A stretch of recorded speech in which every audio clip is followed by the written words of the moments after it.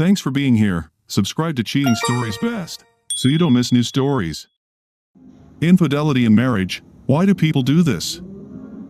Cheaters are ready to destroy the family, the lives of the people they love, and even their own lives. Gentlemen, the story is about how a husband faces adultery. Will he come out of this situation a winner, or will he lose to his cheating wife? Let's listen in. Today's tale follows Opus as he uncovers a distressing secret that shakes the foundation of his marriage. Opus is left reeling with shock when he catches sight of his wife engaging in an intimate encounter with another man. This heart-wrenching discovery leads to her abandoning their family, opting instead to run away with her newfound lover. As we embark on this compelling narrative, I hope you all find yourselves engrossed in the intricate details. Now, let's shift our attention to Jim and myself concluding our day shift at the plant and embarking on our shared journey home in my car. Our routine of commuting together, whenever our work schedules align, finds it to be my turn this week to take the wheel. As we depart from the plant, Jim and I were driving home. He asked me to stop by a nearby pharmacy to pick up a prescription for his wife, Sally, who had a persistent cold. By pure coincidence, we drove by where my wife, Rachel, worked at the pharmacy. Inspired by the spontaneity of the moment, I decided to surprise both Jim and Rachel with a visit. In all of Rachel's years with the company, I had never once taken the opportunity to drop by her workplace. Naturally, I expected that my sudden appearance would take her by surprise, resulting in a pleasant surprise for all of us. Visiting Rachel at the pharmacy was always a delicate matter for me because I didn't want to make the wrong impression on her coworkers or superiors. Surprisingly, Rachel had never brought it up or expressed any desire for me to visit her during work hours, but today was different. Since Rachel was on duty, I knew that my unexpected appearance would take her by surprise and would indeed be a pleasant one. Rachel only worked at the pharmacy 2 days a week, and after 6 years on the job, I felt it was time to get to know her boss. Our 9 years of marriage had been quite comfortable. Although we weren't rich, my steady income from the factory where I worked provided us with a good living. I personally preferred Rachel to stay home. After 2 years of marriage, Rachel wanted to start working, explaining that she needed to get out of the house. She also wanted to be independent and have her own car. In the end, she convinced me to support her decision, especially since her earnings would contribute to the purchase of the desired car. So, a week after our agreement, she got a job at a pharmacy on the opposite side of town. Over a year passed, and Rachel proudly gave birth to our daughter, Sandy. After Sandy was born, Rachel made the decision to become a stay-at-home mom for the next 2 years and devote herself to raising her child. As Sandy grew older, Rachel came to me again, begging to go back to work, even if it was just a couple of days a week. She told me that she had already contacted her previous employer, Mr. Clarkson, at the pharmacy, and he had agreed to take her on part-time. After much deliberation, I agreed, and Rachel arranged for her mother to look after Sandy on the days she would be working. For the past 3 years, Rachel had worked diligently 2 days a week under Mr. Clarkson's supervision. Surprisingly, I never once went to her workplace, even though Sandy was almost 6 years old. Jim and I got out of the car and went inside. The room wasn't large, but it had all the essentials of a drugstore. There were 4 long aisles lined with shelves with a wide variety of items, ranging from various brands of cough syrup to other necessary medications. In the back of the store, we saw a room dedicated to prescriptions. Naturally, Jim and I headed there, anticipating seeing Rachel there. But to our surprise, there was only a middle-aged man behind the counter. He quickly took the prescription from Jim and began to fill it. I decided to introduce myself and ask where Rachel was, but I hesitated with Jim standing next to me. I didn't want to give away my confusion at her absence, so I remained silent. Meanwhile, the pharmacist, absorbed in his immediate business, was diligently processing Jim's prescription. Sensing an opportune moment, Jim began hanging around, looking at the various displays scattered throughout the store. Seizing the moment, I stealthily approached the back of the pharmacy. My gaze fell on a table against the wall and immediately caught. My attention was immediately drawn to a framed photograph of a little girl, about 7 or 8 years old, hanging on the wall. The resemblance between the child in the photograph and my own daughter, Sandy, was striking. The little girl had the same flowing golden curls and piercing blue eyes as Sandy. Even her smile was similar. I stood stunned and scrutinized the photograph. The uncanny resemblance made me feel like I was seeing Sandy's future appearance, perhaps a year or so from now. As soon as I realized this, a wave of curiosity came over me. How could this be possible? I mustered up the courage to ask the pharmacist, who was still busy counting pills. In a hesitant voice, I asked if the child in the picture was his daughter. To my surprise, he shook his head and replied, "No, I only have 2 boys at home. That's Katie, Mr. Clarkson's daughter." His words echoed in my head as I took another look at the photograph. Katie is indeed such a sweet child. I was speechless for a moment, pretending to be interested in some object on a nearby shelf, and slowly stepped back, trying to collect my thoughts. A deep uneasiness settled in me, a nauseous feeling stirring in the back of my mind. How could it be that this Katie looked so strikingly like my own daughter, and where was my wife in all this? A foreboding feeling prickled me, hinting at disturbing answers to these questions, but I was not yet ready to face and accept them. Feeling an urgent need to escape, I made my way to Jim and quietly told him I would wait for him in the car. As I sat alone with my thoughts, it became increasingly clear to me that Sandy looked nothing like Rachel or me. Her facial features, the realization of that fact only made me more anxious. Rachel and I had similar facial features, brown eyes, and dark brown hair. However, Sandy's hair had been a bright blonde color in her early childhood. I remembered the joking conversations of my friends who would banter about the fact that I often ordered pizza at home or quibble about the color of the mailman's hair. These lighthearted remarks never bothered me, as I was well aware that it was all in jest. But now, these innocent jokes resurfaced and began to haunt me. Doubts gnawed at me non-stop. Was Sandy really my daughter, or was she Mr. Clarkson's child? Uncertainty overwhelmed me, making me question the very basis of my identity as her father. I found it particularly odd that I had never crossed paths with Carl Clarkson, so I knew nothing about his appearance other than that he had blonde hair. Rachel had mentioned it in passing a few times. That evening when Rachel and I found ourselves at home, she couldn't help but notice my silent and pensive mood. Concerned, she asked if something was bothering me. Naturally, I didn't tell her about my visit to her workplace and the thoughts that plagued me. I really wanted to know where she was during my unexpected visit, but I kept my doubts at bay. I understood the need for caution, realizing the delicacy of the situation. Instead of jumping to conclusions and blaming Rachel for something that could only exist in my imagination, I realized the importance of looking for concrete evidence that could confirm or dispel my doubts about my daughter's parentage. The mere thought that my beloved Angel was not my biological child was incredibly agonizing. My love for her was boundless, and for her sake, I was willing to go to any length. Trying to rationalize the situation, I desperately clung to the idea that the similarities between the 2 girls could be nothing more than a coincidence. But before I could allow myself further doubt, I needed to gather convincing evidence. Despite that, I still had a lingering suspicion in the back of my mind. It lurked, refusing to be ignored. When night fell and I was in bed beside my wife, the weight of the day's events came over me with all its force. If Carl Clarkson was her biological father, that meant Rachel had been deceiving me from the beginning, from the moment she'd started working for him 6 years ago. I'd been under the impression that she was still involved with her lover. It was like she had been deceiving me all these years. Every time she came home after spending time with her boss, I couldn't help but think that she enjoyed the thought that she had safely deceived me, and I was still deluded about her secret affair. Yes, I had already noticed her suspicious behavior. When she got home, she would shower, claiming that she needed to wash off the persistent odor of the various chemicals she had come in contact with. It was clear to me that she was in a hurry to shower to eradicate all traces of her recent adultery. The next day was Friday, and since Rachel didn't have to work, I decided to stop by her workplace after dropping Jim off at his house. I felt compelled to meet Carl Clarkson face to face. I'd never met him before, and he didn't know I existed, so I felt it was time to finally face him. After asking the receptionist where Mr. Clarkson was, I learned that he had already left. However, she suggested that his assistant, Mr. Mann, might be able to help me with my question. She gestured towards the back of the office. I immediately recognized the same man who had filled Jim's prescription the day before. I politely explained that I would come another time as I had a personal matter to discuss with Mr. Clarkson.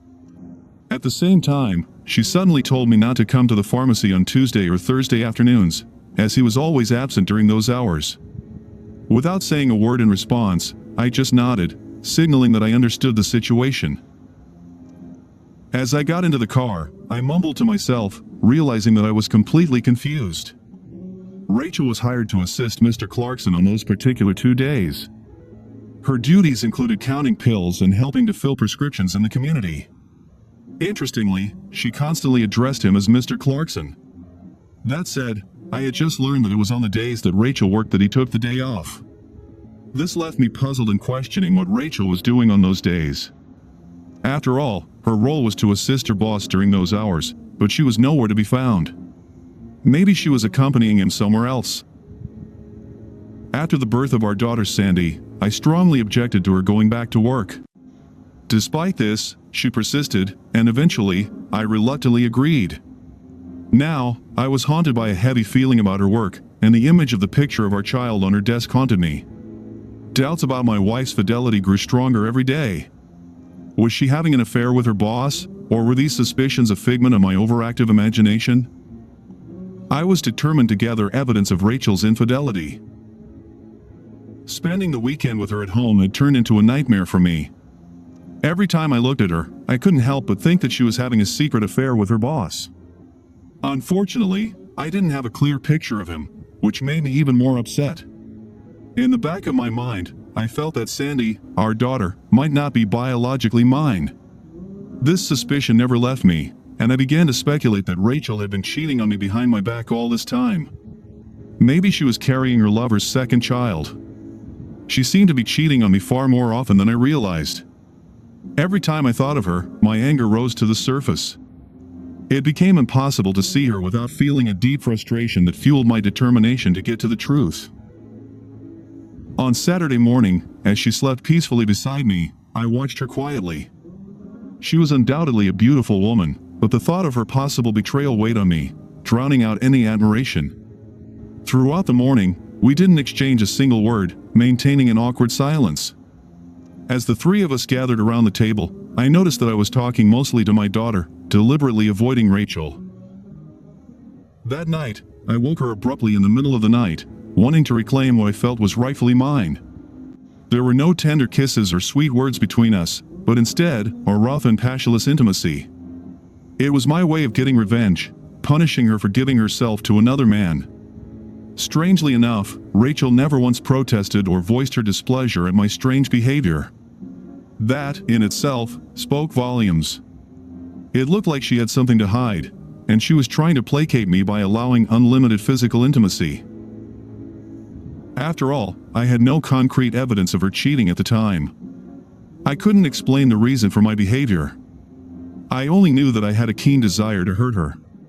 Perhaps her silent submission was due to fear, but why should she be afraid of her own husband unless, of course, she had something to hide? All she seemed to want was for my anger to subside and for us to return to our usual domestic routine.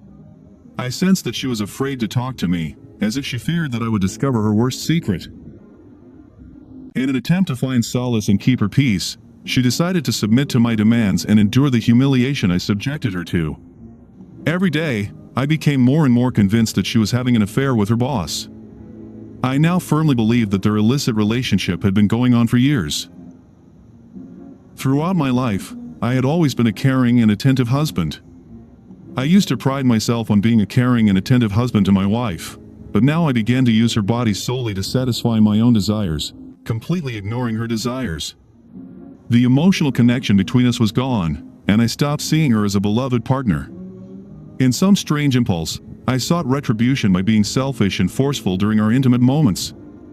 I felt no remorse, believing that she deserved to be treated that way. As time went on, I began to notice a growing sense of anxiety and fear in her expression. One evening, I sat across from her at the kitchen table and watched her eat in silence. There was an undeniable tension in the air, and I sensed that she suspected that I had found out about her affair with Carl. She was hesitant to put the matter directly and to enter into an open conversation with me. I could not understand why she was so afraid, for I had never been a violent man. Perhaps she wasn't ready to end our marriage, wanting the security it provided, and at the same time, craving the thrill of her secret relationship. Did her affair with her boss cause her to become entangled in this web of deceit? Determined to find out the truth, I decided to gather evidence of her adultery. To do so, I decided to take the following Tuesday off and follow her to her place of employment. I was firmly convinced that their meeting had not taken place at the pharmacy where she worked and concluded that they must have met elsewhere to deceive me. Consequently, I devised a plan to borrow Jim's truck for that day, which would allow me to follow her discreetly without attracting attention. Tuesday morning, I dressed in my usual work suit as if everything was business as usual. Then, I went to pick Jim up from his house, handing him my car keys in return. After picking up his car, I drove back home and parked it a few houses away so I could get a good view of my house. Not a few minutes later, I saw Rachel getting into her car, accompanied by Sandy. I moved cautiously behind them as they made their way to Sandy's school, trying not to draw too much attention to myself. I watched my daughter get out of the car and head to school. Rachel, as before, drove straight to the drugstore. I parked Jim's car on the opposite side of the street and made myself comfortable, waiting quietly and listening to the soft tunes on the radio. Although I didn't know exactly what was in store for me, I was firmly convinced that some kind of exposure was bound to happen. From my seat, I had a good view of Rachel's red Toyota and the adjacent parking spaces near the pharmacy. I was determined to stay there all day if I had to. Just 30 minutes after Rachel entered the pharmacy, my attention was caught by a gorgeous black SUV maneuvering into the parking lot. The driver smoothly pulled into a spot adjacent to my wife's Toyota. A tall, perfectly dressed man of about 35 got out of the car. He opened a separate entrance adjacent to the parking lot that would allow access to the pharmacy. As soon as I saw him getting out of the car, I was struck by lightning, realizing that he was the father of the girl in the pictures I had seen before. It all made sense now. This man was most likely not only my wife's lover but also Sandy's biological father. For 6 long years, he had deceived me by playing the role of a stranger and hiding from view. A flash of anger coursed through my veins, fueling the urge to run after him and vent my rage. I was also strongly tempted to be violent with my wife, but I realized that such actions belonged to a period of emotional distress that had passed. I was 6 years too late to react to my anger. Perhaps if I had confronted her after the first or second instance of infidelity, there might have been a chance to save our marriage. But after 6 years of continuous cheating that happened maybe twice a week, any hope of reconciliation was gone. It was time to end our relationship with her and make them both answer for the consequences of their actions. Thoughts of revenge consumed me. I sat patiently in Jim's car until noon. Suddenly, the door opened, and Rachel and her lover came out of the building. As they left the building, smiles shone on their faces that could fool anyone who didn't know their true nature. Like a satisfied couple, they got into his SUV and drove off. Following their black vehicle was not difficult, as my wife's lover expressed no desire to hurry. After 15 minutes of navigating, we found ourselves on a country road that led to a lake. Another 10 minutes passed, and I watched them turn determinedly toward the driveway of a charming log cottage located on the lakeshore. Cautiously, I parked Jim's car a half-mile from their spot, concealing my presence. I walked quietly toward the cottage, noticing the tall and neatly trimmed cedar hedge that surrounded the grounds. Fortunately, the barrier shielded me from prying eyes, ensuring the complete privacy of my observations. Cautiously, I began a leisurely walk around the house until I heard sounds coming from an open window on the left side of the cottage. Cautiously approaching it, I was soon able to peer through the partially ajar window, which was as high as my shoulders. There was a dim illumination inside, from which my eyes had to adjust for a moment. After a few seconds, I realized what was happening in the room. I recognized the silhouettes of a man and a woman engaged in intimate acts on the bed. They were completely immersed in their desires, lost in pleasure. As I focused on the man's face, it became apparent that he bore a striking resemblance to Sandy, my daughter. The thin nose, hair color, and eyes all matched her face perfectly. In an instant, all doubt vanished. It was undeniable Carl Clarkson was indeed Sandy's biological father.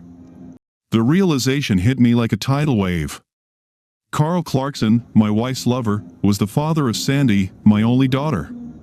All these years, my wife had lied to me, making me believe I was her biological father, and she and Carl had laughed at my stupidity. In their eyes, I must have been the epitome of stupidity, unwittingly raising someone else's child. The betrayal hurt me deeply, and I couldn't help but wonder if they were already planning another child together. Despite the shock and pain, one thing remained unwavering: I loved my daughter. She was and always will be my daughter in my heart. No one could take that love away from me. Yet, to see my wife having intimate relations with another man was an overwhelming shock to me. It was a sight I would not wish on any husband. I was overwhelmed with anger and sadness, although I must admit that it brought out some unexpected emotions in me. At that moment, I was at a loss, not knowing what to do next. Tears streamed down my face, and I was overcome with self-pity. It only made me angrier at both of them. I regretted not bringing my camera because it would have been concrete proof of her betrayal. At that point, I decided that filing for divorce was my only option. I knew I needed irrefutable proof of her infidelity to present to the judge, which would strengthen my position and increase my chances of getting custody of Sandy. Seeing the woman I had once loved engage in secret liaisons with another man was unbearable for me. I could no longer watch their actions or hear their voices. Silently, I returned to the car, wanting to distract myself from the painful scene unfolding before my eyes. The love I had once felt for her was all but gone. Instead, my soul was filled with a thirst for revenge against her and her lover. The events that followed would forever define their lives. That evening, Rachel came home at the usual time after a long day at work. Without saying a word, she went upstairs to take a refreshing shower while I busied myself with preparing dinner for our family, which was a regular occurrence on the days she worked. Our conversation was sparse, but we both gave our full attention to Sandy, who eagerly talked about how she had spent the day at school. The next morning was Wednesday, and Rachel had the day off work. She put on her robe and joined Sandy and me at the breakfast table to share a meal together. From time to time, I caught glances from her when she thought I was busy eating. There was a strange expression on her face that spoke volumes. I guessed that she suspected that I had found out about her illicit affair with her boss. I even caught a hint of fear in her gaze. When evening came and Rachel was busy cleaning up the dishes in the kitchen, I decided to share a story with her, albeit a fictional one. I told the story of a fictional factory employee who had recently shocked his wife by catching her with another man. I described how he attacked his wife after learning of her infidelity. I also mentioned that his co-workers at the factory were plotting to punish her lover. Rachel listened in silence, her eyes widening with each word. Finally, she turned to me and asked if I thought such behavior was justified. I calmly explained to her that a woman had no right to betray her husband like that, emphasizing the seriousness of the affair and its consequences. It was just and right that both the wife and her lover be punished for treating the sanctity of marriage with great disrespect. When Tuesday came, I again took the day off and borrowed Jim's truck. At noon, sitting in my car, I had lunch, after which I proceeded with my plan. This time, I drove to a cottage on the shores of a quiet lake, knowing full well that Carl's black SUV would be parked out front. Armed with a video camera, I prepared to capture irrefutable proof of their infidelity. This proof was necessary not only to gain custody of Sandy but also to reveal the truth to Carl's unsuspecting wife. I wanted to hurt him as much as possible. He would pay dearly for the thrill of his illicit affair with my wife. At one time, I had considered doing DNA tests on both myself and Sandy, intending to use it as conclusive evidence of her infidelity. But I soon realized that even if I could prove that I was not Sandy's biological father, it would give my wife the opportunity to take Sandy away from me in court. Instead, I decided to pretend I didn't know this fact, hoping that the videotape of their intimate encounters would be proof enough. Once again, like last time, they were engrossed in their playful antics on the bed. But this time, I was videotaping every intimate detail. While discreetly filming their actions, I overheard Carl talk about his intentions to make sure his wife could never get her driver's license, which would prevent her from following him. Later, Rachel confided to Carl that I had been acting strange the past few days. She was overcome with an unsettling fear, suspected I might be aware of their illicit affair. I could sense Carl's growing nervousness. I realized I'd gotten enough footage of this insidious betrayal. I returned home, taking on the familiar role of cooking dinner while she was at work. She usually finished work at 6 o'clock and came home 15 minutes after the end of the day. It suddenly dawned on me that during these work hours, she and Carl must have been engaged in their secret tryst from 2:30 to 5:30 p.m. While I was diligently preparing meals for our family, unaware of the impending dissolution of our once friendly household, that same evening, a decision formed in my mind. I would utilize the power of their shared fear of me. It is important to note that violence does not define my character. I must admit, however, that the fictitious story of the factory worker who resorted to violence when he learned of his wife's infidelity really shook her to the core. Combined with the newfound confidence and power I had over her body and soul, it probably played a significant role in creating the image she had of me. At this point, I assumed that she was simply stalling for time, eagerly awaiting an event that would help her rid herself of our connection. Perhaps she was looking forward to the day when she could hand me the divorce papers, allowing her to find comfort in the arms of her lover forever. The following Wednesday at dinner, I broached the subject again, mentioning an unhappy husband from work. I recounted how he had finally taken revenge on the lover who had messed around with his unfaithful wife. I emphasized convincingly that this woman's lover was now lying in a hospital bed and receiving the punishment he deserved. Continuing to fan the flames of her fear, I revealed that the husband who betrayed her had initiated divorce proceedings, demanding custody of their children as well. I could feel Rachel's intense shock as she absorbed my words. She continued to eat in silence, but her trembling hands betrayed her inner turmoil. The next day, returning from a secret rendezvous, she was visibly nervous. From her transparent eyes to my observant gaze came fear. During dinner, I deliberately started a conversation about her work, subtly inquiring about her boss, his appearance, his family, and other details. Until that day, I had never been interested in her boss, so my sudden curiosity about him made her uncomfortable, and me positive. I began to ask about her duties at the pharmacy and to find out how satisfied she was with her job. To reinforce her doubts and stoke her fears, I casually mentioned that I might one day surprise her with a visit to her workplace. Her face showed shock, but she remained silent with a strange expression on her face. She nodded slowly, unable to find the words. Over the weekend, I decided to take Rachel and Sandy out to dinner, trying to keep up the semblance of a loving family. But even Sandy could sense how her mother's behavior had changed over the past few weeks. My daughter sought comfort in me, directing her questions and seeking the comfort of an embrace solely in my presence.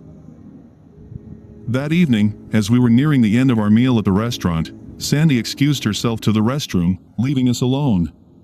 Taking advantage of the moment of privacy, I gently asked Rachel if something was bothering her and if she wanted to share her worries with me. "Understand me, dear Roger. I've noticed a change in you over the past few weeks," she began, confusion and concern evident in her voice. "It's been a long time since you've been close to me. Tell me, when was the last time we made love?" Her gaze settled on me, concern reflected on her face. It was obvious that she was starting to feel remorse, but it was equally obvious that confessing her infidelity wasn't part of her plan. Even if she had apologized and confessed, I knew I couldn't forgive her. It was too late now. Her actions that she had committed not only against our marriage but against Sandy as well were unforgivable. Deep down, she realized it too. "You know I love you, Roger," she whispered, desperation sounding in her words, "but lately, I don't see love in your eyes when you look at me. It feels like hate." Taking a deep breath, I met her gaze, unable to hold back any longer. "Tell me, Rachel, are you cheating on me? If so, then our relationship is over, and you will never see our daughter again. I can guarantee you that." With those firm words, I finally revealed the truth that had been weighing on my heart. The truth was revealed and hung in the air between us. Rachel's eyes met mine, and her face was shocked and speechless.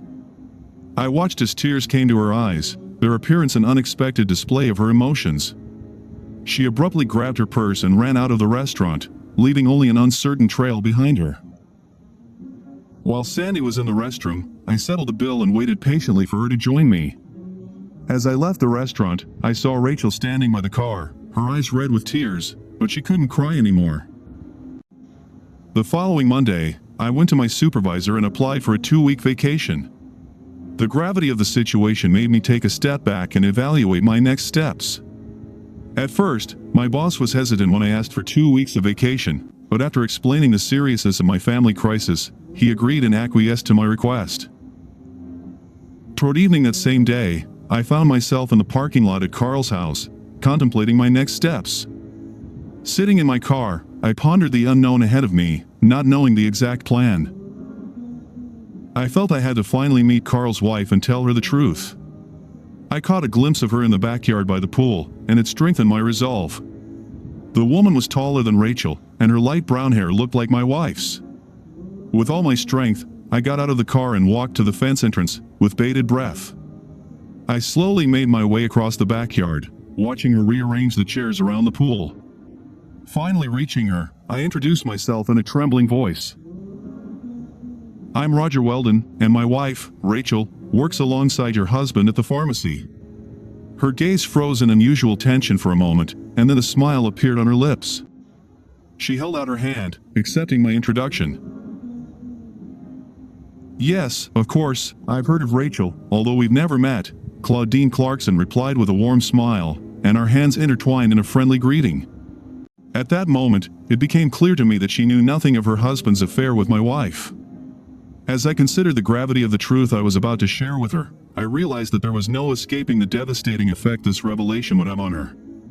Nevertheless, she deserved to know the real story. With a sense of urgency, I decided it would be best to go directly to her and get straight to the point. I apologize for the somber nature of this meeting, Mrs. Clarkson, I began, my tone reflecting the gravity of the situation. I have something to tell you, and I know it will cause you great pain. Your husband and my wife are in a long-standing love affair. The words hung in the air as she stood before me with a frozen expression of shock on her face. For a few silent moments, she stared at me intently, her mouth slightly ajar. Then, like a fragile dam, tears appeared in the corners of her eyes. She stood motionless, unable to utter a word until, finally stunned, she put both hands to her mouth in bewilderment. Before I could recount all that had happened, however, she interrupted me, gathering strength and asking if I had any physical proof of my words. Yes, I replied firmly. I have proof of their affair. I have photographs of them together at your lakeside cottage, and I'm afraid more evidence could be found. Their relationship lasted more than 6 years. As soon as those words escaped my lips, they were followed by another horrifying revelation. In addition, I strongly suspected that your husband is the biological father of my daughter. The gravity of this statement made Claudine lose her composure. A fit of tears came over her, and I quickly helped her into the house. As I walked her to the couch, I waited patiently, giving her a few minutes to recover from her tumultuous emotions. Taking a seat in front of her, I carefully pulled a picture of my daughter out of my wallet and held it out to Claudine. This is Sandy, my daughter, I began, noticing Sandy's obvious resemblance to her husband. Note her striking resemblance to your husband, same blonde hair, same thin nose, high cheekbones. Moreover, she bears a striking resemblance to your own daughter. At these words, I turned my attention to the photograph of her daughter hanging on the mantelpiece. Rising from my seat, I picked it up and carefully placed both pictures side by side on the coffee table in front of her. Look at that undeniable resemblance, Mrs. Clarkson, I asked, emphasizing the connection between our daughters. Indeed, the resemblance between our daughters is striking. It is clear to anyone who sees them that they could be twins. The evidence speaks for itself, and it is clear that they are sisters, related by blood. Claudine's tears stopped after this discovery. She clutched both pictures tightly in her hands and stared at them. After a moment, she raised her eyes to me and asked with desperation, "What are we going to do?" Taking a pause to collect my thoughts, I firmly replied, "Personally, I had decided to divorce my wife and get custody of my daughter." Realizing the gravity of our situation, I acknowledged that this was likely the only fair and just decision for both of us. After being tormented by doubts for some time, I finally saw the harsh reality. Carl really was cheating on me. As the man responsible for the laundry, the proof had been in my hands all along. He will not get away with this betrayal. He will pay for his actions. Mrs. Clarkson, I strongly suggest you contact a lawyer. If you wish, I can provide you with copies of the photographs I have of their intimate relationship, but we should wait a few days before disclosing their affair. There's a strategic reason for this approach, and I'll explain it to you. I got the tape out of the car, and we watched part of it together. Claudine continued to cry, overwhelmed with emotion. After a few minutes, she asked me to stop the tape, wanting a break from the unbearable truth unfolding before her eyes.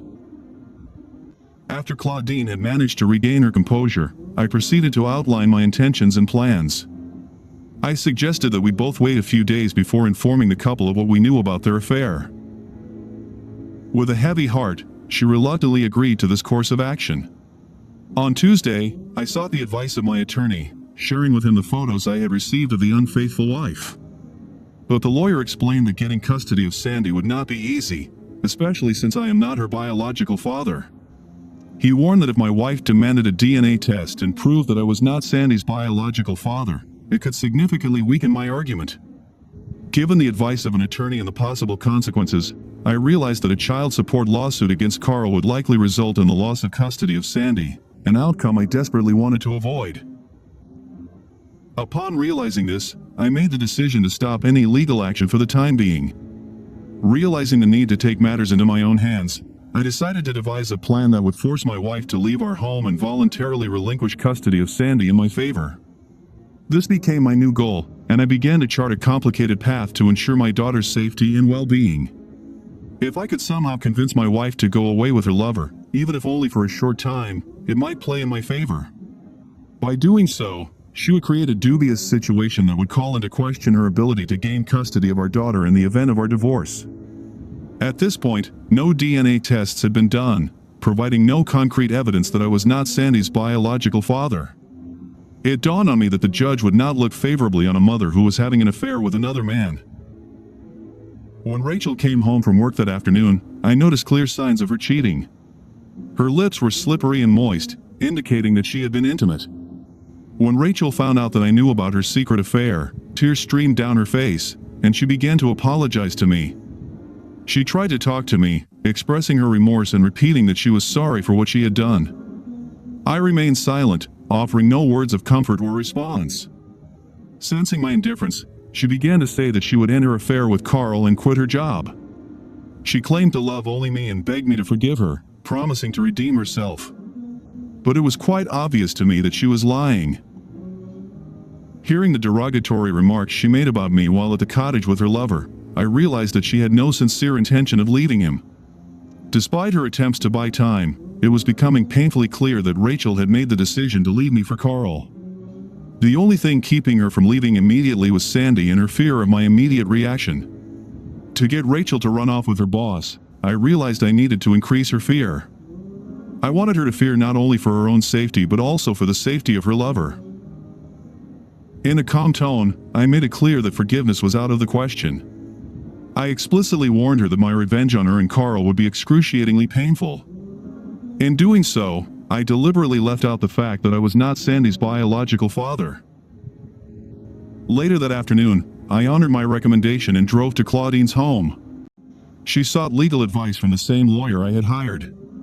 Claudine told me that her lawyer had already made significant progress on the divorce papers for both of us.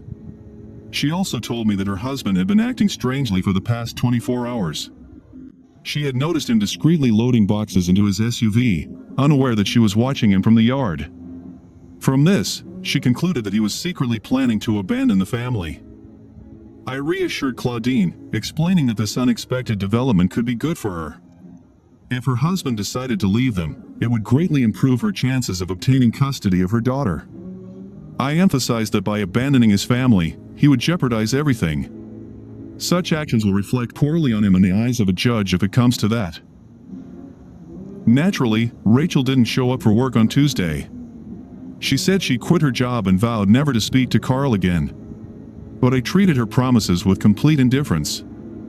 I knew she was lying, and the truth was that I wasn't going to stay married to her for long.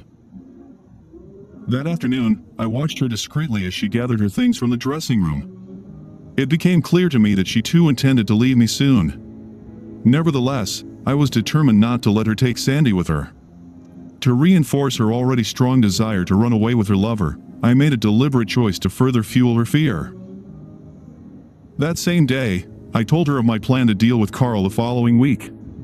When she inquired about the fate of our marriage, I simply said that once I dealt with her lover, I would decide what to do with her.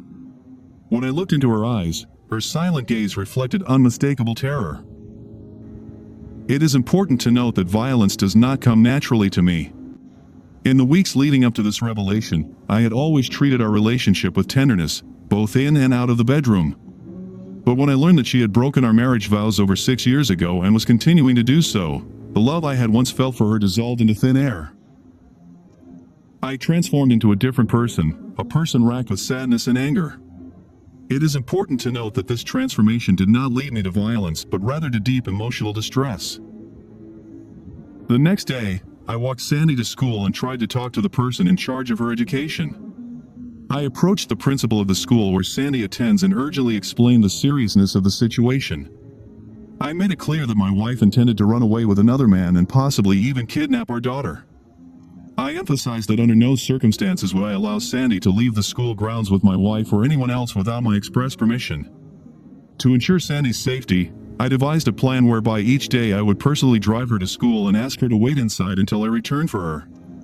This way, she would be under the school's tight security until I arrived. After picking Sandy up from school, I returned home knowing full well that my wife was on the verge of running away from me. I drove to Claudine's house in the evening, knowing full well that my absence would likely force my wife to use the phone to contact Carl. I was glad for the opportunity, though, since I was counting on them to carry out their plan to elope together. My main desire was to cut my wife out of my life and get as far away from Carl as possible. Filing divorce papers with an unfaithful wife was no longer an option, as there was a significant risk that she would use the legal process to take Sandy away from me. Instead, I planned to create circumstances that would force her to run away with Carl, eventually leaving our daughter behind.